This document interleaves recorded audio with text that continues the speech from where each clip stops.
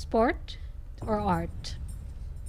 Debates over whether or not dance sport is a sport have been as steamy as any physical contact sport.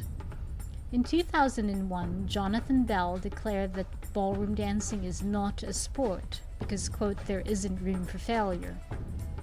In Lausanne, Switzerland, where ballroom dancers showcased a demonstration of the tango, samba, cha-cha, rumba, and other steps, in a bid to get the sport included in the 2004 Athens Olympics.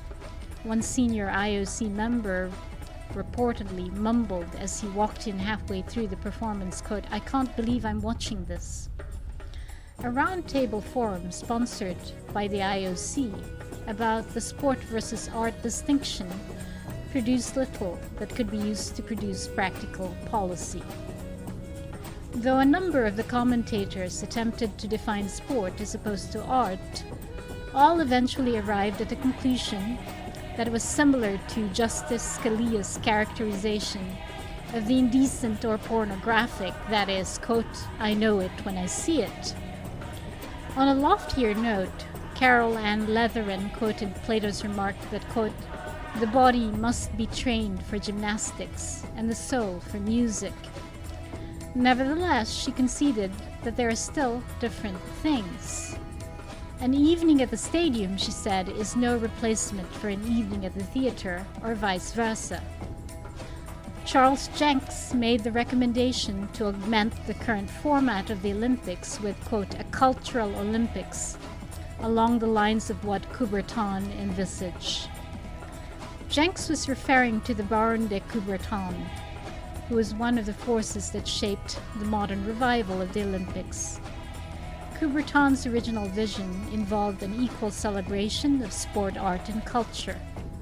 However, the IOC form evolved into a celebration mainly of sport, with art and culture relegated to supplementary roles. In pragmatic terms, the differences between art and sport are mainly economic and cultural. Sports are multi-billion global industry, often with a mass appeal.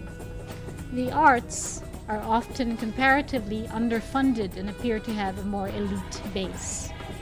In popular cultural terms in the US, Michael Phelps, after his historic Olympic 8-medal run, explores his options in Hollywood.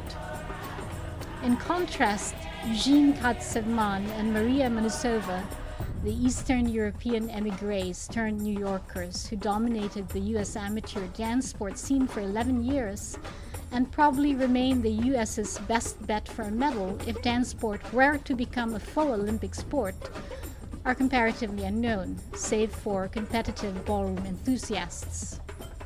Until the economic and cultural weighting of both sport and art are more evenly balanced, the sport-art distinction will continue to haunt dance sport's quest to become a full Olympic sport. This has been adapted from an excerpt from my book, From Ballroom to Dance Sport: Aesthetics, Athletics, and Body Culture, published by the State University of New York Press in 2006. For more information, go to www.carolinekpicard.com.